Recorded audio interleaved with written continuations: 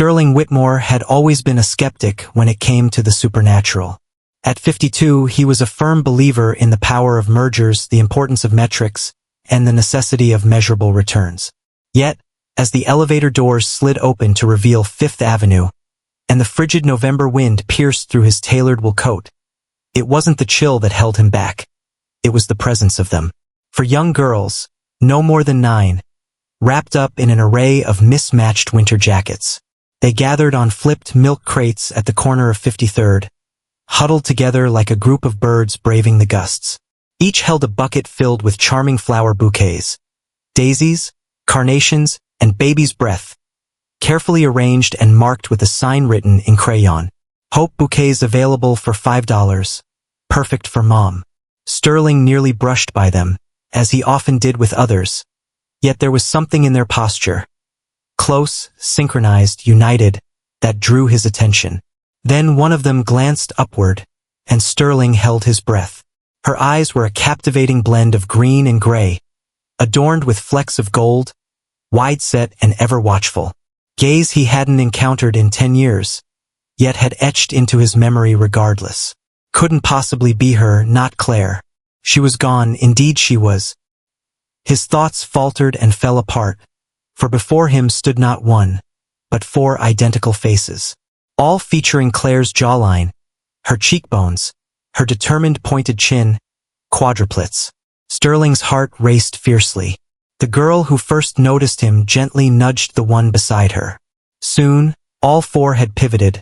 All 4 were gazing intently, and Sterling sensed the ground shift beneath his sleek Italian shoes. One of the girls rose, holding a bouquet delicately and wearing slender gloves. "Are you interested in purchasing some flowers?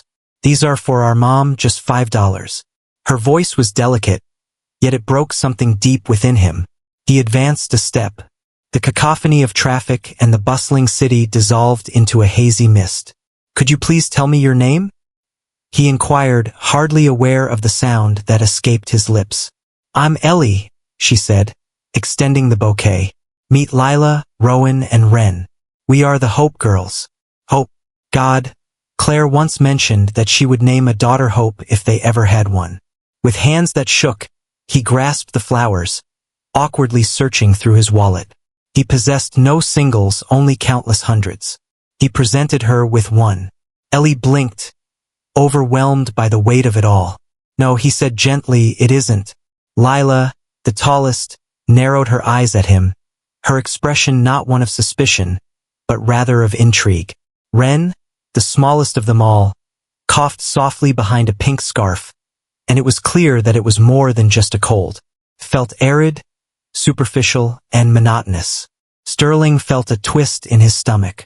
Then Rowan, adorned with freckles and bright eyes, uttered the words that almost brought him to his knees. "You resemble the gentleman in my mother's photo album." Sterling came to an abrupt halt. Before he could reply, Ellie abruptly took hold of the other girl's hands. "We must leave now," she urged swiftly. "Ruth is bound to have her concerns." And just like that, they disappeared into the bustling throng, buckets in hand, leaving Sterling rooted in the heart of Manhattan, as if he had just witnessed the impossible come to life. That evening, Sterling Whitmore found himself solitary in his penthouse, a glass of untouched scotch cradled in his hand, the city sparkling beyond the expansive windows that reached from floor to ceiling. He remained oblivious to the lights, deaf to the city's sounds. All he could perceive were their visages, Claire's visage, multiplied fourfold. Was it possible that she was speaking the truth? Was it truly possible that she was pregnant? He stumbled into his office and forcefully pulled open a bottom drawer. Within the frame, a vintage photograph captures Claire, dressed in white, her laughter illuminating the moment, a vision of joy. He was younger, brimming with confidence, overflowing with pride. The day everything began and the day it all came crashing down. The memory of the fight lingered in his mind as if it had occurred just yesterday. She had stood right here, trembling, her voice breaking. "Do you really believe I would fabricate something like this? I'm expecting Sterling. These are your offspring." He had charged her with treachery, claiming she desired the wealth.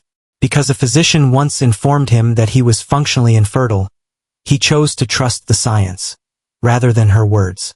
The following morning, Claire had vanished. And now, for girls resembling her were selling $5 bouquets on Fifth Avenue. Sterling extracted his phone, his fingers quivering with anticipation. Franklin, he addressed his chief of security.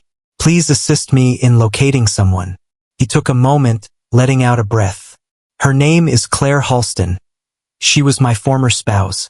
I require your assistance in locating 4 young girls, who may belong to her or perhaps to me. He ended the call, then murmured into the stillness, God help me. What have I created? Sterling Whitmore had not set foot on a city sidewalk without a companion or a purpose for more than 10 years. At 6:45 a.m. the following morning, he found himself at the intersection of 5th and 53rd, coffee turning cold in his gloved hand, his gaze sweeping over the early crowd as if he were anticipating the arrival of a specter. The flower girls were absent. By 8 o'clock, he felt a persistent ache in his back from standing for too long. By 8:30, he brushed aside a call from his executive assistant, overlooked 2 emails from Tokyo, and waved off a worried text from Eleanor that simply read, missing another board meeting? Call me. He was indifferent. At 8:47 they arrived. With a serene confidence, Ellie guided the group, cradling 2 buckets of flowers in her arms. Rowan, trailing closely, carried a backpack almost as large as her frame, her gaze alert to every unfamiliar face that passed by. Lila, positioned third in line, engaged in a quiet conversation with Wren, the tiniest among them, who coughed delicately into her scarf, her cheeks wan beneath the pale glow of the early winter sun. Sterling experienced a tightness in his chest. How tiny they were, yet filled with courage, standing solitary in their plight. He held back from approaching them, not just yet. Instead, he navigated across the street and concealed himself behind a bench, feigning interest in a newspaper as he observed them arrange their equipment with meticulous skill. They meticulously placed their bouquets in plastic buckets, fine-tuned their cardboard sign, and settled back into the same synchronized positions as the day before. Ellie started to tally a small collection of wrinkled notes. Rowan observed him from the opposite side of the street, remaining silent. Each one was stunning, all 4 of them. Every child a vibrant reflection of Claire. His Claire, the one he had allowed to slip away without a struggle. His phone buzzed. Franklin. Mr. Whitmore, the security chief, announced that Claire Halston has been located. Sterling's heart pounded fiercely within his chest. Where could she be? A moment of silence lingered. Rikers Island. Initially, the words seemed confusing. Sterling's eyes widened in surprise. Is she incarcerated? Currently undergoing a 6-month sentence for a minor theft offense. She's 4 months along, found pilfering groceries from a nearby market. The public defender sought an early release, yet the judge rejected the request. Sterling's grip on the phone grew firmer. The young women, he murmured. A retired social worker named Ruth Callahan provides temporary care at the Hope Haven shelter on Delancey. The shelter is struggling to survive. They are currently residing there. Sterling set the phone down gently, his gaze drifting vacantly across the street, while Ellie assisted Wren in adjusting the bow on her coat. Hope Haven shelter. How did someone like Claire, a mother of 4, find herself in this situation? He murmured softly into the phone. Thanks a lot. I'll handle it from this point onward. By noon, the girls had gathered their buckets and prepared to leave. The pace of sales had been sluggish. Sterling trailed behind them silently, maintaining a distance that kept him unseen, yet near enough to absorb every nuance. They paused at a corner deli, where Ellie meticulously counted their money twice before selecting a single sandwich and 2 apples. The sandwich was cut into 4 equal sections. Wren handed her apple to a small child perched by the window, accompanied by his mother. Sterling gulped, feeling a tightness in his throat. They strolled another 12 blocks to the Lower East Side, heading toward a block he hadn't visited since his college days. Neglected storefronts, mailboxes adorned with graffiti, and sidewalks marred by cracks that remained untouched. At last, they arrived at a low, weathered structure adorned with corroded bars on the windows, accompanied by a hand-painted wooden sign proclaiming, "Hope Haven Shelter, Women and Children. Welcome," but Sterling chose not to enter with them. He lingered on the opposite side of the street, his breath forming clouds in the frigid air, his heart caught in a tumultuous blend of sorrow and fury. Claire, what on earth had transpired with her? He retrieved his phone and made another call. "Franklin, I would like to schedule a meeting with Ruth Callahan. Softly, let her know that I might be a donor."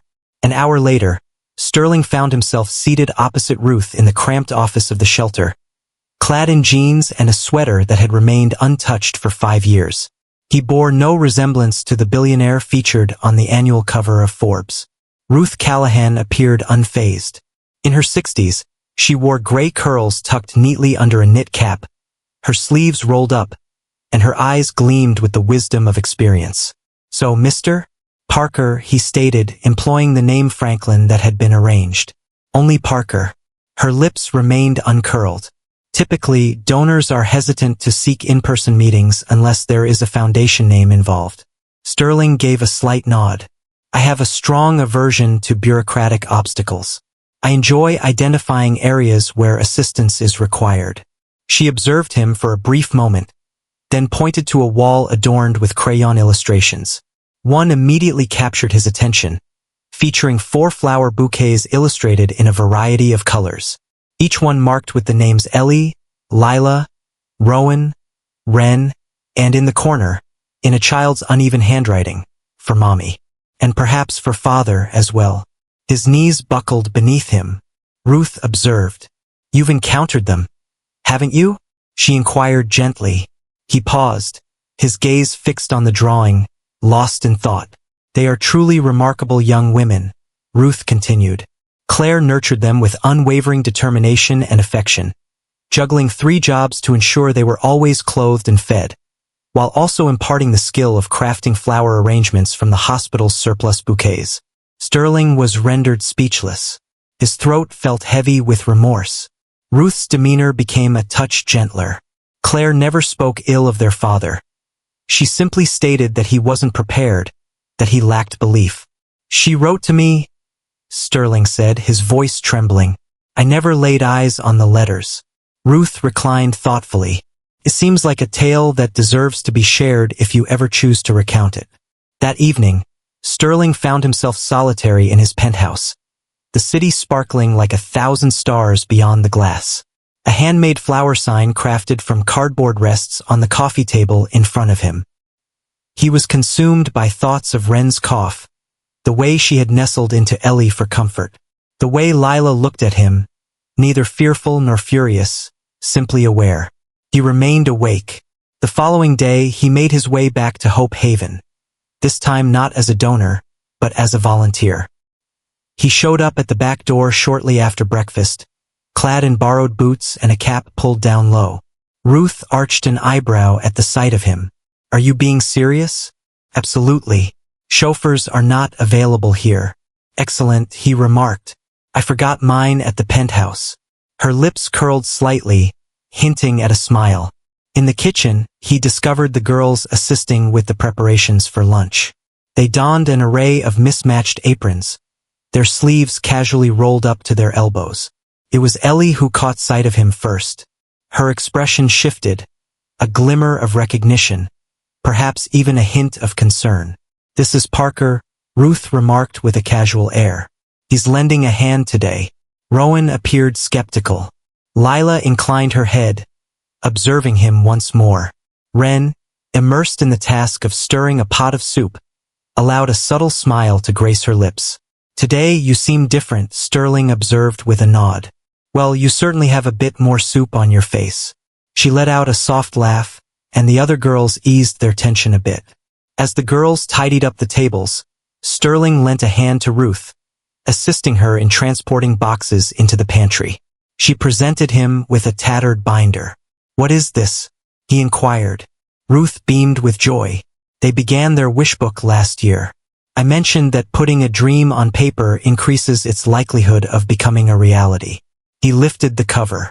Within were sheets adorned with vibrant crayon sketches, dreams, and aspirations, partly grounded in reality, partly playful. Yet a single page brought him to a halt. At the top, in Lila's flowing script, if we had a father, 4 columns, 4 aspirations. He would escort us to school and lift Ren if she grew weary. Ellie. He would certainly have the skills to repair Mom's broken tea kettle. Rowan. He appreciates flowers, regardless of what others might say about them being feminine. Lila. He would return. Ren Sterling closed the binder with a soft touch.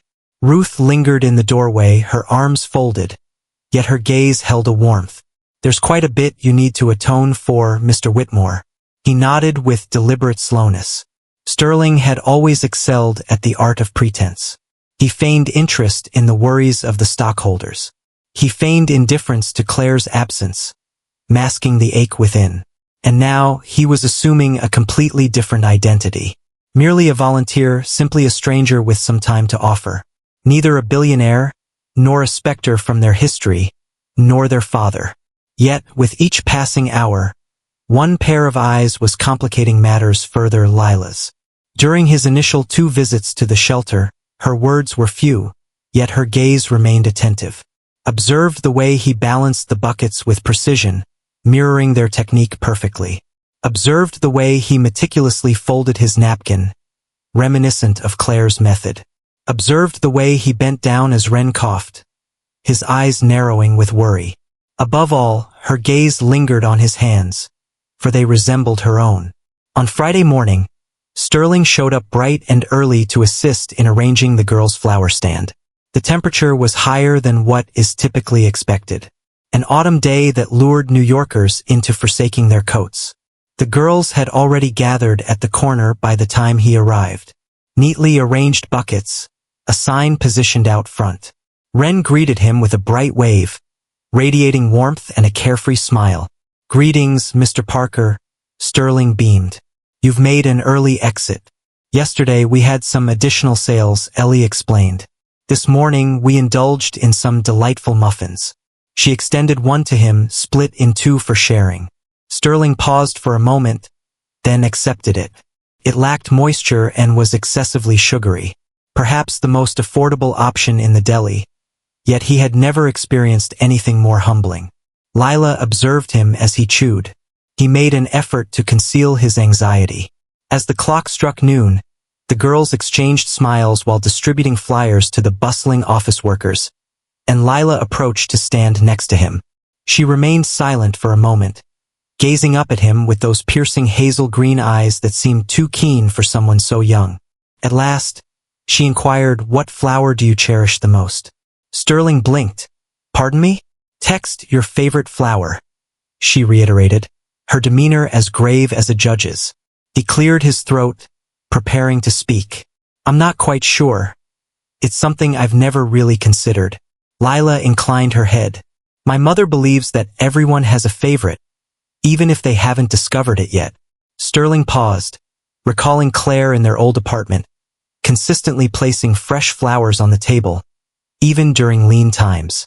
He spoke gently, revealing her fondness for wild daisies.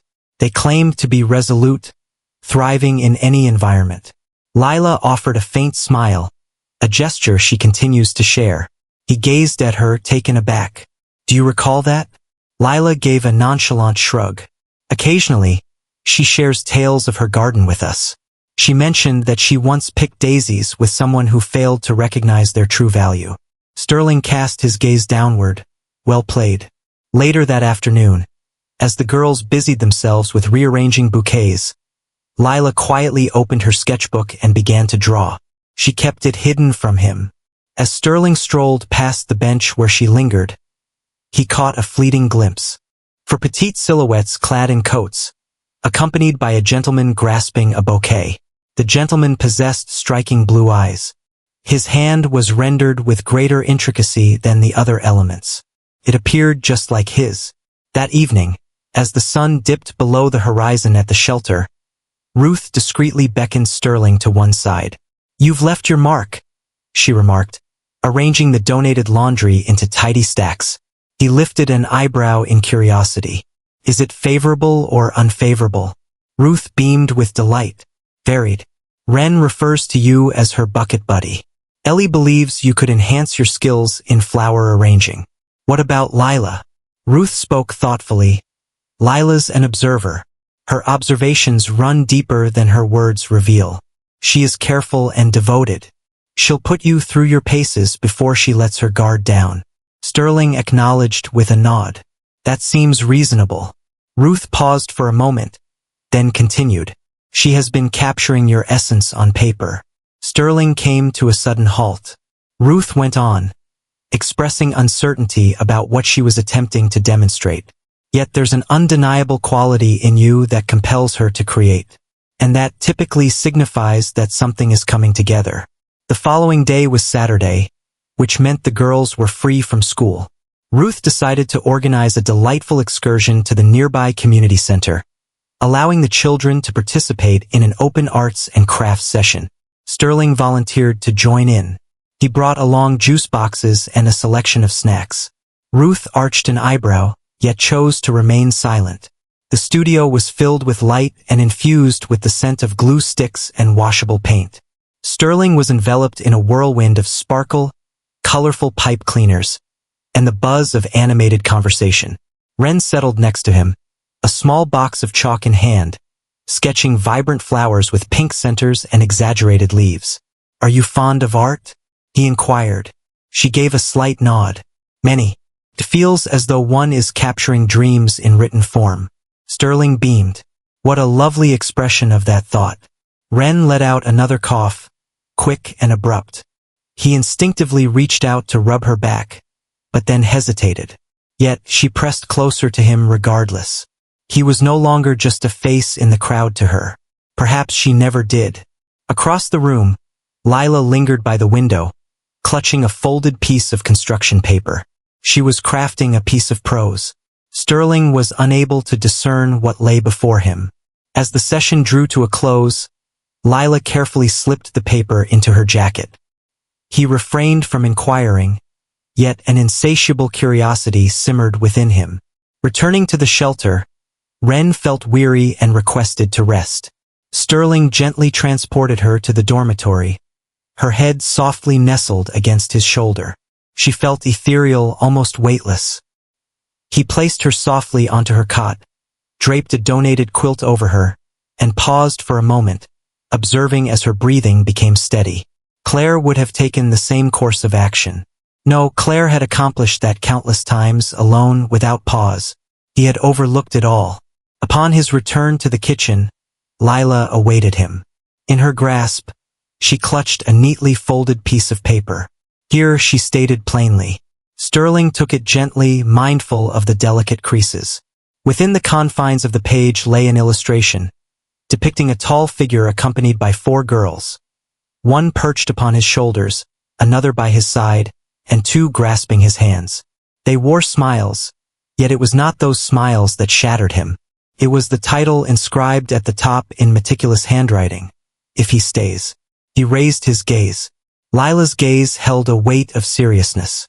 "I understand you're more than just Parker," she said gently. Sterling found it difficult to draw in a breath. "Your scent is distinct from that of the shelter. You have an extensive understanding of Mom. Your coat is excessively pristine. Your hands resemble Ellie's. And you gaze at Wren as if afraid to shatter." He gulped with difficulty. "Lila, I'm not angry," she cut in. "Not just yet, but I have a question I'd like to ask." "Excuse me?" Her voice remained steady. "Will you be here? Or is it time for you to go once more?" He shut his eyes, for that question held all the weight in the world. He lowered himself to meet their gaze directly. He spoke softly, acknowledging that he still lacked all the answers. "Yet, I am aware that I made a mistake. I realize a decade has slipped away, and it's time lost forever." Lila remained utterly still, her gaze unwavering. "I understand that I have not earned your trust. Not at this moment, perhaps not at all. Yet I remain steadfast, not now, not ever again." He extended the paper with a delicate touch. "This holds greater significance for me than you might realize." She nodded once, then spoke in a voice so soft he nearly overlooked it. "Wren believes that transformation is possible, even for adults. She's a clever little girl," he murmured. "She has faith in joyful conclusions." Lila cast her gaze downward. I'm still contemplating my options. And then she turned and left. Sterling lingered on the floor, cradling a folded dream in his hands, while the final rays of daylight faded through the shelter windows. The following morning, the initial snowfall of the season lightly coated the rooftops of Manhattan, resembling a sprinkle of powdered sugar. Sterling arrived early at Hope Haven, his breath forming clouds in the chilly air as he stood outside the shelter gates. His heart weighed down more than the overcast sky above. Rest had eluded him. Lila's questions lingered in his mind, resonating like a melody that refused to fade away. Will you be here? Or is departure on the horizon once more? In reality, he was uncertain whether he had earned the right to remain. Yet, there was absolutely no chance he would depart. Not at this moment, not after crossing paths with Ren. She sat in the kitchen, her legs swinging beneath the chair, a crayon tucked behind one ear, and a steaming mug of cocoa held delicately in her small hands as he walked in. "Greetings, Mr. Parker," she exclaimed cheerfully. "You've returned." Sterling beamed. "Certainly, I made a promise, didn't I?" She nodded, then gestured to the vacant seat next to her. He settled into his seat with a carefulness that suggested he feared shattering the delicate tranquility of the morning shared between them. "I saved you the good cocoa," she said, nudging her cup closer to him. "The one featuring the petite marshmallows. Ellie advises me to limit my sugar intake." Sterling embraced the warm mug as if it were sacred. "Thanks, Ren." She swung her feet once more, a gentle hum escaping her lips, then inquired with an air of nonchalance. "Are you a father to someone?" The cocoa lodged in his throat. "Text," she added, her gaze still locked on the floor. "You behave as if you are one. You handle the burdensome tasks. You ensure we have our meals, and you consistently verify if I'm feeling chilly." Sterling gulped nervously.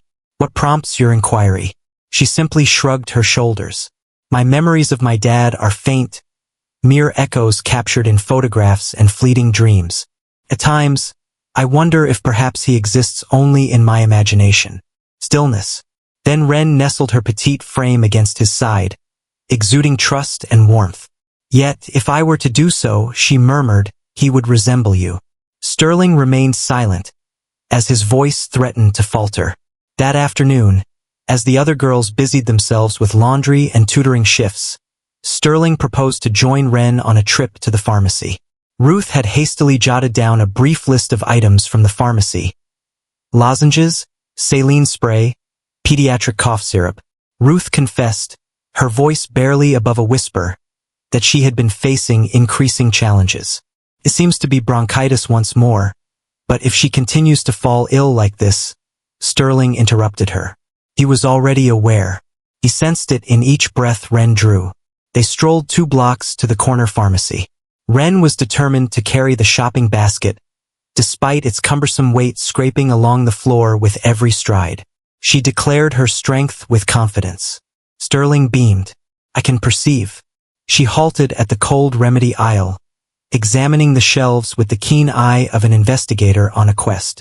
"My mother consistently opts for the yellow bottle," as she mentioned. She remarked that it has a milder flavor, prompting a chuckle from Sterling. "That's quite the commendation." Ren let out a soft giggle, then her expression shifted as she gazed up at him with unexpected gravity. "Are you familiar with my mother?" Sterling paused, uncertainty flickering in his eyes. "Indeed," he murmured softly, "ages past." Ren asked, "She's beautiful, isn't she? And so strong. Ellie claims she embodies a superhero, albeit without the traditional cape." "She is," Sterling remarked, "one of the most resilient individuals I have ever encountered." Ren smiled brightly, then spoke as if sharing a secret. "She weeps in solitude, hidden from the gaze of others." Sterling came to an abrupt halt. Ren went on, "Believing she thinks we're unaware. Yet, there are moments when I catch a glimpse of her in the laundry room, cradling our baby's clothes." With a quiet grace, Sterling leaned down and softly lifted the basket from her delicate grasp. This time, she allowed him to take it on himself. At the shelter, Ruth stood poised with a clipboard in her grasp, ready for the next chapter to unfold. Ruth stated with unwavering clarity that she requires a specialist.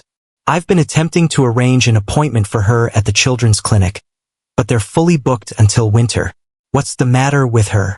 Sterling inquired, his heart already pounding. Chronic asthma, possibly accompanied by a mild heart murmur. While there's no immediate rush, if left unaddressed, it may escalate to pneumonia or something more serious. Sterling's jaw tightened. Claire juggles 3 jobs whenever she has the time. She finds herself behind bars for the crime of taking food. What are your thoughts on what she might be able to afford? The overwhelming sense of shame enveloped him like a heavy fog. He gazed down the hall where Wren was seated on the floor, constructing a house of dominoes alongside Lila and Rowan. She appeared perfectly healthy. She appeared radiant, yet her cough resonated with shadows. On that evening, Sterling placed 3 phone calls. One to Dr. Abigail Singh, a specialist in pediatric cardiology at Mount Sinai. One to a donor account associated with the Hope Haven shelter. And one to Alexandra Hemsworth, his legal representative. We must submit a medical request for a minor, he stated quietly. No publicity. Is that child yours? Alexandra inquired. Sterling took a moment to stop and reflect. She belongs to me, even if she hasn't realized it yet. The following morning, Ruth discovered him in the common room, engrossed in reading aloud from a collection of fairy tales. Wren perched on his lap, her eyes sparkling with curiosity, as he narrated the tale of the girl who sowed stars in her garden. She brings to mind my mother, Wren whispered. Who is it? Sterling inquired. The young woman within the pages. She continues to sow seeds, despite the skepticism surrounding their potential to flourish. Sterling carefully folded the page and softly closed the book. Wren nodded, acknowledging her courage. Indeed, she is. She nestled against his chest and let out a soft sigh. Sterling embraced her tightly, etching the rhythm of her breath into his memory. Software, melodic yet consistently a touch too superficial. He gazed through the window, observing the delicate dance of snowflakes as they spiraled downwards. For the first time in a decade, he permitted himself to engage in prayer. The storm approached softly, as if a hidden truth were creeping in on silent feet. As the afternoon waned, the snow transformed into a relentless, chilly drizzle that drenched the sidewalks, casting a dull gray pall over the Lower East Side. Within the walls of Hope Haven, the girls engaged in a lively clapping game in the hallway, their laughter ringing out like chimes against the aged plaster surfaces. Sterling lingered by the kitchen, his hands nestled in the pockets of a cozy wool coat, a departure from his typical attire of sharp suits and gleaming shoes. Today he sensed a vulnerability. He discovered Ruth in the storage room, organizing cans and jotting notes on a clipboard. She cast a quick look upward. We could use either more black beans or a stroke of luck. He offered a faint smile. Perhaps I possess one. She took a moment, then stood tall. Sterling inhaled deeply and softly shut the door behind him. He expressed a need to share something with you. Ruth arched an eyebrow. If this is the moment you reveal that you're actually a prince or a billionaire, you're definitely behind the curve by about 5 Hallmark films. No, he said softly, yet near. He delved into the inner pocket of his coat and retrieved an envelope. Within were 2 neatly folded documents. He set them down on the metal shelf that stood between them. Ruth began with the first. Her gaze drifted languidly. Paternity results indicate a 99.9999% match, with 4 names provided and 4 confirmations received. She remained silent. She proceeded to open the second document, which was a hospital record. Claire Halston, who was admitted a decade ago, experienced a natural delivery and welcomed 4 healthy baby girls. Father, a mystery yet to be unraveled. As she glanced back at Sterling, her face revealed nothing. I'm their father, he murmured gently. I was unaware, truly, until the moment I laid eyes on them. And now it's etched in my mind forever. Ruth gazed at him intently for an extended moment. Do you really think I would accept that you were completely unaware? At last, she inquired, her voice steady. I pondered. He cast his gaze downward. I believed she was being deceitful, that she was attempting to ensnare me. Eleanor, my sister, orchestrated every detail with precision. Letters intercepted, doctors engaged. Every doubt I already possessed was nourished. So you took her word for it. Indeed, Ruth's voice took on a sharper edge. While Claire brought a new life into the world by herself, nurtured 4 children on her own, and faced arrest for stealing bread, you were indulging in aged scotch from the comfort of a penthouse. Sterling recoiled. I understand. Do you? She inquired, taking a step closer. Do you have any idea what it feels like to miss a child's first steps? Their initial utterances, their darkest fears? Claire endured that in solitude. And those remarkable girls, those extraordinary girls, never once voiced a complaint. They turned nothing into something remarkable. He gave a slow, deliberate nod. And now I aspire to embrace fatherhood. If they permit me, if she permits me. Ruth observed him intently.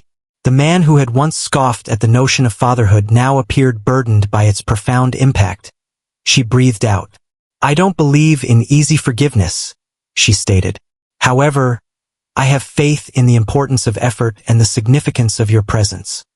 It truly counts. Sterling sensed a subtle release within himself. Ruth inquired, do they know? He shook his head in disbelief. Lila has her suspicions. Ren senses it. However, I have not shared that with him. I intended to speak with Claire first. In 3 weeks, she'll be out, Ruth whispered, assuming the paperwork is processed smoothly.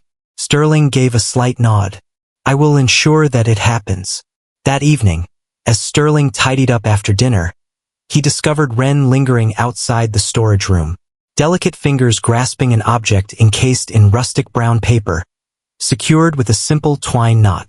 I created this just for you, she murmured. He knelt, receiving the offering as if it were a treasure of immense value. She rose on her toes, murmuring softly, feel free to open it when you find yourself by yourself. It's confidential. He smiled softly, brushing his fingers against her cheek with tenderness. Thanks, Ren. She nodded, then danced away, letting out a single cough, yet her smile remained bright. Sterling lingered in solitude within the stillness of the dormitory room, perched on the edge of a slender cot, while the rain softly drummed against the window pane. With meticulous care, he loosened the twine and peeled away the paper.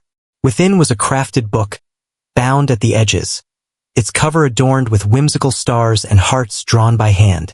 Title, If We Had a Father. His hands quivered as he flipped through the pages. On Ellie's page there was a list. He would guide us in repairing bicycles. He would assist Mom in enjoying a leisurely Sunday morning. He would let us know when our drawings reached a certain level of quality, even if they fell short. Rowan's page featured a poem, unexpectedly intense. If we had a father, he would always be there for birthdays. He attended science fairs. He would raise his voice at the doctor if Ren's condition deteriorated. Lila's page featured an abstract composition, showcasing a tall figure crafted from glass, positioned alongside a family illustrated in crayon. Underneath, a solitary line, perhaps we could offer him an opportunity.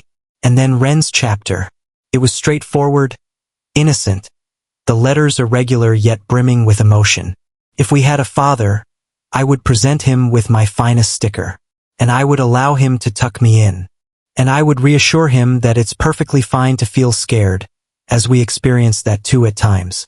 Sterling closed the book, held it close to his heart, and wept, not from sadness, nor from guilt. For the first time since Claire left, he experienced the profound feeling of being a father, and he was resolute in his commitment to never walk away again. The sky shimmered with a hue reminiscent of rusted silver on the morning the girls set out to see their mother. The atmosphere held a biting cold that seeped beneath fabric and settled into the very marrow of one's being. Yet Ellie had pressed their finest garments, and Lila had intricately woven Ren's hair with delicate crimson ribbons. Ren was determined to present a delicate, handmade daisy she had carefully preserved between the pages of a notebook tucked beneath her cot. It's for my mother, she stated plainly, to remind her of the scent of hope. Sterling lingered at the shelter's gate, observing the girls as they piled into Ruth's old station wagon. He had not sought to be part of their group, nor had he felt any necessity to do so. As Ruth caught sight of him amidst the morning fog, his hands buried in his coat pockets and his expression taut with unspoken thoughts, she offered a simple nod toward the passenger seat. "Step inside," she instructed, "but keep it low-key. If she turns over a table, it's your responsibility." He entered silently without uttering a single word. The journey to Rikers stretched on, enveloped in a heavy silence. Ren hummed a gentle tune in the back seat, a melody that danced lightly around themes of butterflies and flowing rivers. Rowan held tightly to a whimsical drawing she had created, depicting their family as vibrant cartoon superheroes. Lila gazed out the window, while Ellie rehearsed her lines, murmuring them softly, the phrases swirling and shifting in her mind. Sterling remained silent, unsure of how to express himself. He could only grasp the daisy Wren had bestowed upon him, pondering whether Claire would ever meet his gaze. Rikers Island was not a location designed for elegance. Imposing concrete walls, stark chain-link fences, vigilant metal detectors, and guards with expressions as unyielding as their posts. The girls formed a neat line, as if this were a familiar routine, slipping off their shoes, presenting their IDs, and carefully placing their belongings into the trays. Ruth led them with a calm assurance, her arms softly draped around Wren's shoulders as she coughed. Sterling trailed behind, a visitor pass affixed to his coat, the burden of history bearing down on his back. They entered a clinical visitation room, separated by sturdy glass panels. One side for those confined, one side for the realm beyond. The girls hurried to their familiar booth, sinking into the plastic chairs, their eyes sparkling with excitement. Sterling stepped back, hands tucked into pockets, heart ablaze. And then she made her entrance, Claire Halston. Even in dull prison attire, even with her hair tied back and her cheeks sunken from weeks of inadequate meals and tension, she still carried herself with that subtle elegance he recalled. Her gaze swept over the glass and came to a halt. Sterling felt her body tense, her hands forming tight fists. In that fleeting instant, she appeared as though she could take off at any moment. But then her eyes fell upon her daughters, for of them, radiant, vibrant, genuine. Wren placed her hands on the glass, silently calling out, "Mommy." Claire's expression immediately became gentler. She lifted the phone from its place beside her booth, and the girls echoed her movements on their side, their voices rising in a joyful chorus. We presented illustrations. I received an A on my spelling test. Wren crafted a beautiful flower for you. Claire chuckled, her eyes welling up unexpectedly. One by one, little fledglings, one by one. Sterling lingered in the background, observing intently. He let the phone ring, remained silent, yet Claire caught sight of him. Amidst the flow of words and the warmth of laughter, her gaze flickered back, instinctively, as if signaling something unspoken. Then, Lila pivoted, measured and intentional. Her silence spoke volumes. Words were unnecessary. She cast a glance at Sterling, then turned to her mother, and returned her gaze. Claire's facade shattered. She inched nearer to the glass, her gaze fixed intently on her daughter. "Lila," she inquired softly, "what troubles you?" Yet Lila merely shook her head and delved into her bag. She revealed a petite, handcrafted card. It features 5 stick figures linked together, for adorned in dresses, one sporting a tie, with a crayon inscription above. Perhaps he returned. Claire's eyes brimmed with emotion. Her hand shook as she held the receiver. She placed the phone down with deliberate slowness and rose to her feet. The girls stared in bewilderment as their mother moved away from the glass and approached the guard stationed in the corner of the room. Her words were few, her gestures decisive. At that moment, the guard gestured towards Sterling. He advanced with purpose. They received a brief 5 minutes in the secluded booth. The chamber was compact, frigid, and devoid of sound. Claire stood with her arms crossed, her eyes aflame with a fierce intensity. He remained opposite her, wordless. "What brings you here?" she inquired at last.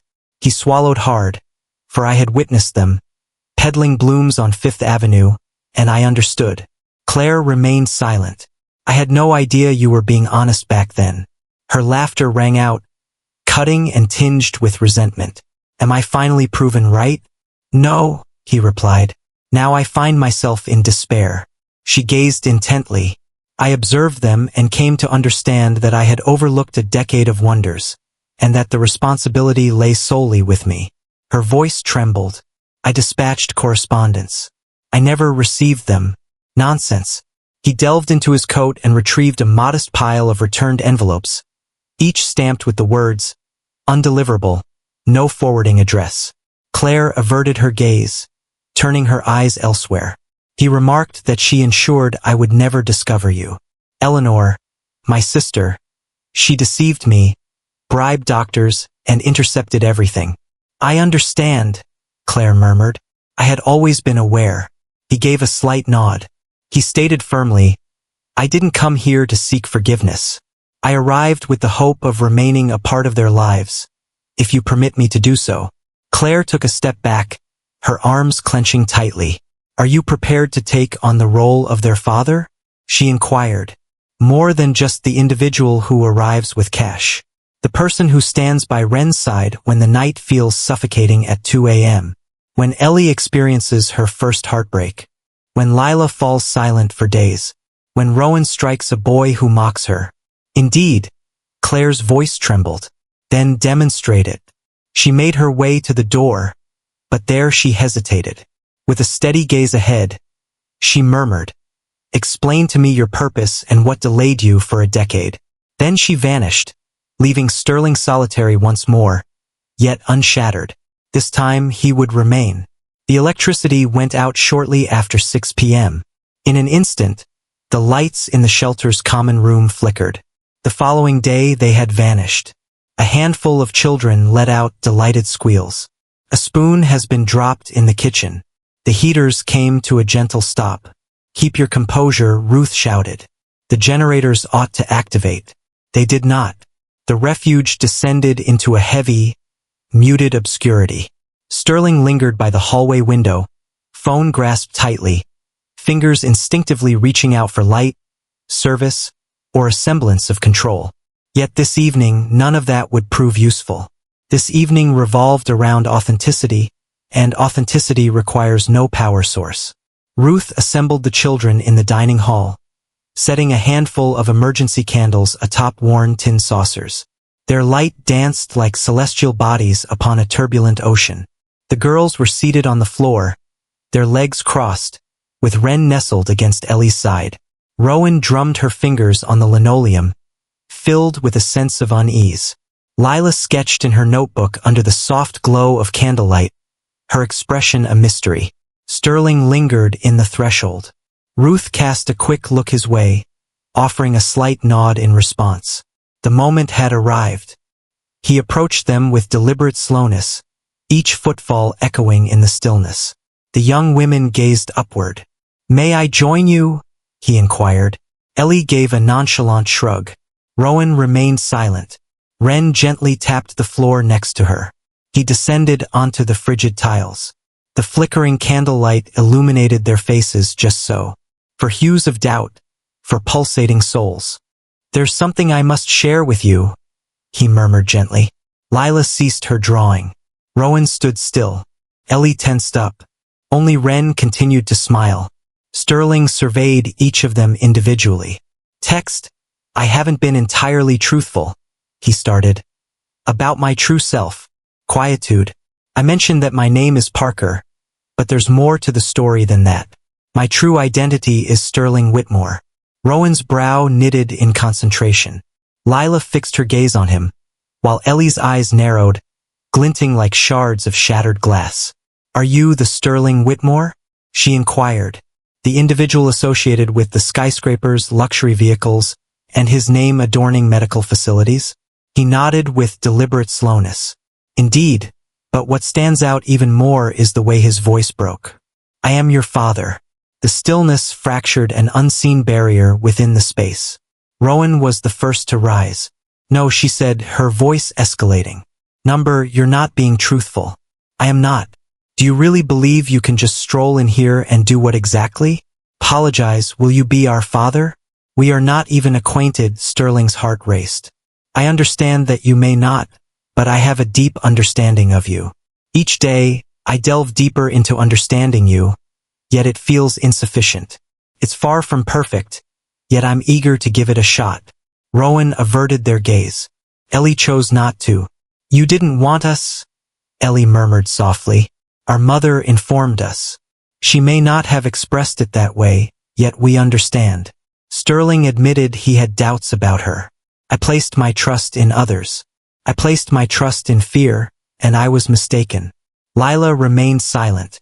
Ren's fingers intertwined with his. The candle next to them danced with a flicker. Ellie rose gradually, her tone steady and composed.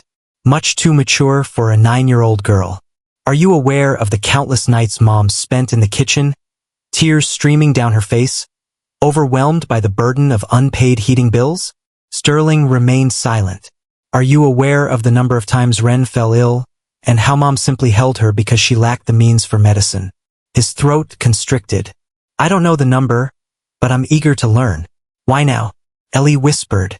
What caused the delay of 10 years? It was because I saw you, he stated. Watching all of you on that sidewalk, selling flowers in the cold, shattered something within me. Ren lifted her gaze. What has been damaged? Sterling glanced at her, his eyes shimmering with an otherworldly sheen. He whispered, my heart. It shattered because I was unaware of what I had truly lost. Yet somehow, I was fortunate enough to rediscover it. Lila shut her notebook with a sense of finality. Rowan folded her arms, her back still facing the room. Ellie blinked rapidly, and then Ren, oh Ren, did something that took them all by surprise. She rose gracefully, traversed Sterling's legs, and settled softly into his lap. I trust you, she said. He gazed at her, utterly astonished. What is the reason? She gave a slight shrug. Hearts shatter only when they recall the essence of emotion. He enveloped her in a tender embrace, as though she could dissolve into thin air. Forgive me, he murmured softly into her hair, for all that has happened. I understand, she replied. She leaned her head gently against his shoulder, and in that way, the darkness seemed to embrace with a hint of warmth. At last, Ruth unveiled the flashlights. The shelter generator sputtered into action. The light emerged, a soft hum lingering in the air. Yet, the pivotal moment had already unfolded, shrouded in shadows, where truth intertwined with forgiveness, where unfamiliar faces hinted at something profound. That evening, Sterling found himself restless on a simple cot in the staff office. In his grasp, Ren's wrinkled sketch from earlier, 5 silhouettes beneath a moon. She had inscribed a single line below it. He returned. It began just like every other evening, with the sound of Ren's cough echoing through the stillness. Gentle initially, flowing in a cadence the sort they had all become accustomed to. Sterling assisted Ellie with her math homework at the lengthy table in the common room. Rowan was embellishing magazine covers with whimsical mustaches using a Sharpie. Lila nestled in the windowsill, her gaze fixed on the gentle cascade of snowflakes falling softly beyond the glass. And Ren was humming, perpetually humming, until the humming ceased. Yet the coughing persisted. Initially, it went unnoticed by all. She drifted over to the water cooler, resting against its edge, coughing into her elbow as she had been instructed. Then she collapsed onto the floor. Sterling arrived in an instant. Ren. She was at a loss for words. Her lips held a ghostly hue, while her eyes were wide and glistening with unshed tears. Ruth, he called out urgently. Dial 911 immediately. The journey in the ambulance felt like a haze. He grasped her hand tightly throughout the journey. The chill was biting, far too biting. She attempted to smile at him, but it didn't work. She always breathes through it, Ellie stammered, her hands trembling in the front seat next to Ruth. Sterling appeared to be lost in thought. He meticulously counted the seconds that stretched between Ren's breaths, each one lingering longer than the previous. In the emergency room, she was hurried through a side entrance. Oxygen flows, monitors flicker, wires intertwine, beeping echoes. Are you the protector? A nurse inquired. Sterling surveyed the surroundings. Ruth remained at the front desk alongside the others. No documentation, no entitlements. He cast a glance back at Wren. Indeed, he stated, "I am her father." The nurse remained unfazed, simply passing him a clipboard. "Please provide your signature to give consent for the commencement of treatment." His pen moved with a steady grace. After 2 hours, Wren had stabilized and was now peacefully asleep. A small oxygen mask resting gently on her face. Her chest rose and fell in a shallow yet steady rhythm. Sterling positioned himself next to her, his forehead gently touching the edge of the bed. The pediatrician spoke softly, acknowledging her strength. "However, this has been developing over time. Her lungs are struggling more with each breath." Sterling raised his gaze. "What does she require?" "A specialist in pulmonary health, consistent medication, inhalers, a tidy and cozy atmosphere, reduced stress levels." Sterling gave a slight nod. "Anything necessary. She will be monitored throughout the night. She is showing positive progress." "Thank you," Sterling murmured. The physician took a moment to reflect. "Mr. Whitmore, it might be wise to think about formalizing custody arrangements." He cast a keen glance in her direction. "Your intervention today was a real time saver for us. However, the next occasion must be formal."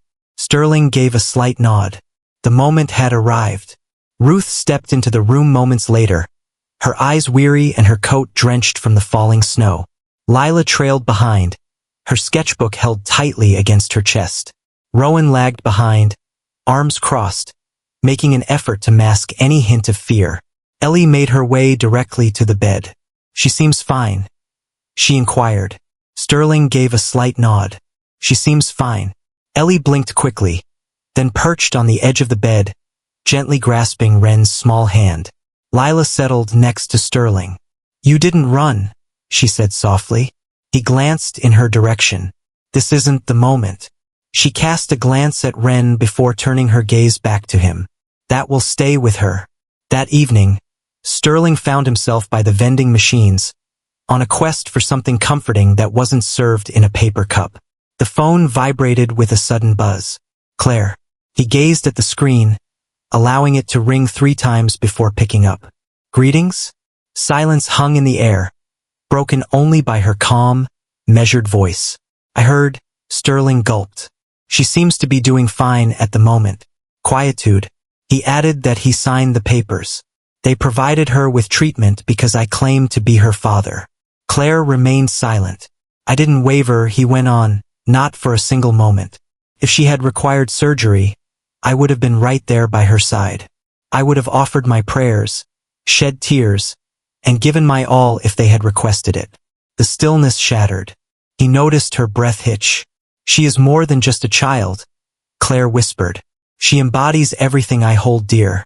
"I understand," he remarked. "And she represents the piece of me that I never earned." After a pause, a gentle voice emerged, expressing gratitude for their presence. His throat constricted. "I'm here to stay, Claire." "Good," she remarked as she inquired about you when they placed the mask on. That shattered him. In that moment, nestled between the soda machines and the harsh glow of fluorescent lights, Sterling Whitmore buried his face in his hands and let the tears flow. Not solely for Wren, but for each year he had fallen short of being the man she truly deserved. The following morning, as gentle light streamed through the hospital windows, Wren began to awaken. Sterling lingered at her bedside, clad in the same attire, eyes encircled in red yet brimming with a serene and fresh emotion. "Hope." "Good morning," she rasped. "Good morning, beautiful." She offered a faint smile. "A vision unfolded in my slumber." "Indeed?" She gave a slight nod. "Your grip on my hand was unyielding, a silent promise not to release me." He leaned closer. "That was no mere dream, darling." And for the first time since she had tumbled onto that shelter floor, Wren let out a laugh. An authentic experience, digital, rough around the edges. Alive, Eleanor Whitmore preferred to avoid confrontation. She had faith in mastery. Control involved overseeing press leaks before they could emerge. Control involved convincing surgeons, quieting assistants, and securing discretion with luxury timepieces and exquisite wine. Control transformed Montgomery Holdings into an impenetrable stronghold. Yet, when Sterling walked into her office that morning, drenched in slush and the weariness of the hospital, Eleanor understood. The grip was loosening. He simply walked in. He remained expressionless. He shut the door with a finality that suggested he was ready to set the whole place ablaze. She hardly lifted her gaze from her workspace. "Sterling, you appear quite untidy." He remained silent. "Once more, you overlooked the summit with the Nakamura group." Quietude prevails. She raised her gaze. "What is this regarding?" He approached her desk and set a file down before her. "I'm aware of it all," he declared. She refrained from touching the file. "Please provide more details, my dear." "Everything is a vast concept." He leaned in closer. "The correspondence, the medical assessment, the fees paid to Dr. Halberd, the presiding judge in Claire's case, the political contributions, the wiretaps, the health records." Her expression stayed still, resembling unbroken glass. "However, you deceived me," he stated. "You said I would never be a father. You have persuaded me that Claire was disloyal to me. You proclaimed to everyone that she was merely after wealth." Eleanor let out a single, quick breath. "I took the necessary steps." "No," he said, his voice trembling. "You acted on your desires, unwilling to relinquish control, neither to her nor to anyone else." Eleanor exclaimed. "She was tearing you apart. You found yourself lost in thought, captivated, vulnerable. She would have exhausted the company and abandoned you with nothing. She bestowed upon me all that she had," he proclaimed with intensity. The windows trembled. "She bestowed upon me daughters, daughters I never embraced, never christened.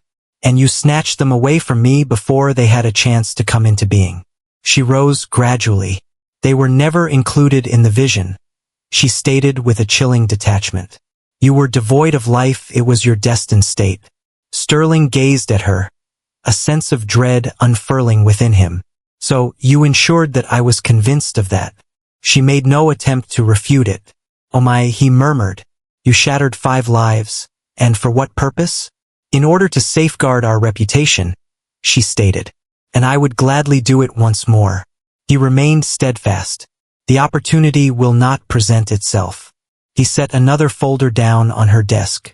"This one bears official markings. I am seeking to have Claire's conviction reversed." Eleanor's eyes grew large with surprise. "It's not possible. I have already completed that. I'm handing over the reins of Montgomery Holdings to a newly established charitable trust. With a keen eye on family equity, housing security, and health care," she chuckled softly. "Surely you must be kidding." "I am not. I have stepped down from my position as CEO." Her voice diminished. "Would you really abandon all that we've created together?" He gazed into her eyes. "I relinquished that role the moment I allowed you to sway my decision about fatherhood." She remained silent, and that, Sterling reflected, marked her ultimate defeat. That evening, in the cozy ambience of the shelter, Wren sat on the floor of the playroom, engrossed in her coloring. Sterling lingered close, clad in the same coat, the tempest within him unwavering. Wren lifted her gaze and offered a warm smile. "Greetings," she remarked. "You seem weary." He offered a subtle smile. "Today I engaged in an extensive conversation." "With whom?" "With a person who once directed my actions." "Could you repeat that?" He took a moment to stop. "No." Wren blinked, then nodded, a sense of contentment washing over her. "Excellent." She went back to her sketching. Eventually, she approached him and set it gently in his lap. "This is my creation." He cast his gaze downward. Once more, 5 figures, just as it has always been. Yet again, the man grasped all 4 girls, elevating them into the heavens. Surrounding them were twinkling stars, delicate daisies, and a charming house. At the top it read, "If fathers remain." Sterling felt a tightness in his throat. He extended his hand, drawing her softly into his embrace. "I'm here to stay, Wren." She gazed upward at him. "I understand," she replied. "Mom will come to believe it, but not all at once." He pressed his lips gently to the crown of her head, his gaze aflame with intensity. I will be here for her, no matter how long it takes. In the adjacent room, Ruth concluded a phone call with Claire's lawyer. She offered a gentle smile. The wheels began to turn. For the first time since Claire's sentencing, the door began to creak open. The sun ascended gently above the East River, casting golden strands over the tranquility of a spring morning. Sterling lingered on the sidewalk before apartment 4B, a paper bag of groceries clutched in one hand and a vibrant bundle of wild daisies in the other. The new building exuded a simple charm, characterized by its cleanliness, warmth, and tranquility. Yet it featured 3 bedrooms, fresh windows, and a lease under Claire's name, marking a new chapter. He inhaled deeply, then rapped on the door. The door creaked ajar, revealing a sliver of the world beyond. Claire stood there, clad in jeans and a sweater that hung a little awkwardly on her frame. Her hair flowed freely, her eyes piercing, the same haunting green-gray that had lingered in his mind for years. Silence enveloped them for a brief moment. Then he presented the daisies. She cast her gaze upon them, then shifted it to him.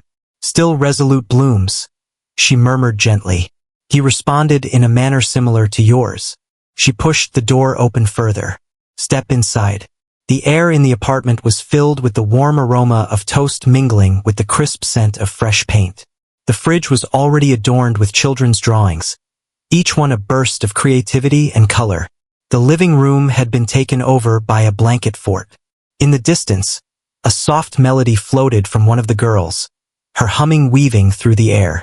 Sterling set the groceries down on the counter, then pivoted. Claire lingered by the window, her arms folded, observing the world outside with a wary gaze. You didn't need to go through all this, she remarked. I understand, he replied. She nodded, expressing her gratitude. They lingered in quietude for a heartbeat, 2 souls intertwined by the threads of time, sorrow, and the 4 vibrant wonders who illuminated the spaces with happiness. I'm not seeking to change what has already happened, he said, just to contribute to what lies ahead. She pivoted to confront him. I can't guarantee we'll return to what we once were, she remarked. I'm no longer the person I used to be, he responded. Neither are you, Claire breathed out. Excellent as our current selves may truly be effective. That afternoon, they found themselves in the quaint little park just across the street. The girls frolicked in the grass, pursuing bubbles, exclaiming about dragons, vaulting from benches as though they were castle towers. Sterling settled next to Claire on the bench, with Wren nestled in his lap, gently tracing small circles on his sleeve. Claire remarked that she is stronger and healthier. The expert indicated that the new medications are proving effective. Sterling nodded. She possesses an enchanting quality. Claire beamed. Do you know what she inquired about while we were driving yesterday? She exclaimed, What? Claire faced him, her tone gentle. She inquired whether she could continue to refer to me as Mommy, despite my imperfections. Sterling blinked, then chuckled, gasping, eyes glistening, overflowing with affection. Could you repeat that? I told her, Claire said. She has never needed to seek approval to love me. They lingered in silence for a moment. Then Wren broke the stillness. Father, she inquired. Sterling cast his gaze downward. Hearing that word still left him breathless. Indeed, my dear? Is it possible for people to have a fresh beginning? He gazed into her eyes, a depth of understanding that belied her mere 9 years. Indeed, he remarked, if fortune smiles upon them. She nodded softly, then whispered, I believe we're the luckiest family in the world. That evening, within the confines of apartment 4B, they prepared spaghetti using an assortment of mismatched pans. Ellie was determined to set the table herself. Lila ignited a modest candle she had found at the thrift shop. Rowan curated the playlist. And Wren unveiled a fresh drawing. She handed it over to both Claire and Sterling. 5 individuals, hands intertwined, beaming with joy, a quaint home surrounded by a garden bursting with daisies. At the top, in vivid marker, it proclaimed not what we lost but what we discovered. And below it, in her most meticulous script, our family. Claire brushed away a tear and softly murmured, I love you, my little ones. Ellie, Rowan, and Lila embraced her in a delightful mix of limbs, hair, and joyous laughter. And Sterling, holding a kitchen towel and feeling an overwhelming sense of belonging, realized with certainty that he was home.